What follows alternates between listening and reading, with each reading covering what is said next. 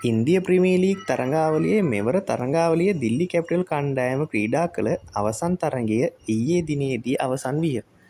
Delhi capital කණ්ඩායම කඩලු 6ක විශිෂ්ට ජයක් හිමි කර ගැනීමට සමත් විය. මේ ජයග්‍රහණයත් එක්ක ප්‍රසාද ලකුණු සටහනේ 5 වන ස්ථානය ඔවුන් හිමි කර ගැනීමට සමත් විය. දිල්ලි කණ්ඩායම ගැන කතා කරද්දී වැඩි කතාබහට ලක් වෙන්නේ නැති චරිතයක් තමයි නටරාජන් කියන්නේ. නටරාජන්ව මෙවර IPL තරඟාවලියට දිල්ලි කැපිටල් එක් කරගන්නේ ඉන්දිය රුපියල් කෝටි 10කටත් වැඩි මුදලකට. හැබැයි නටරාජන් මෙවර දිල්ලි කණ්ඩායම වෙනුවෙන් ක්‍රීඩා කරන්නේ තරඟ දෙකක් පමණයි. එක් තරඟයකදී පමණක් පන්දු යවන මොහුට පන්දුවාර 3කදී ලකුණු 49ක් රැස් කිරීමට ගුජරාට් පිතිකරුවන්ට හැකි වෙනවා.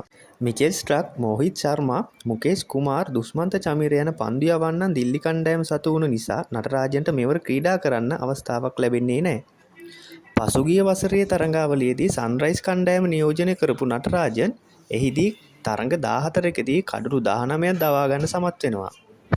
සන්රයිසර්ස් කණ්ඩායම පසුගිය වර අනුශූරයෙන් කරා ගෙන යන්නට පන්දුවෙන් දැවැන්ත කාර්යයක් ඉටු කර නටරාජන් වගේ ක්‍රීඩකයෙක් මෙවර පන්දුවාර 3ක් පමණක් ක්‍රීඩා කිරීමට සිදුවීම ඉතාමත් කනගාටුදායක සිදුවීමකි. තවත් මෙවැනි ක්‍රිකට් වීඩියෝ එකකින් හමු වෙමු.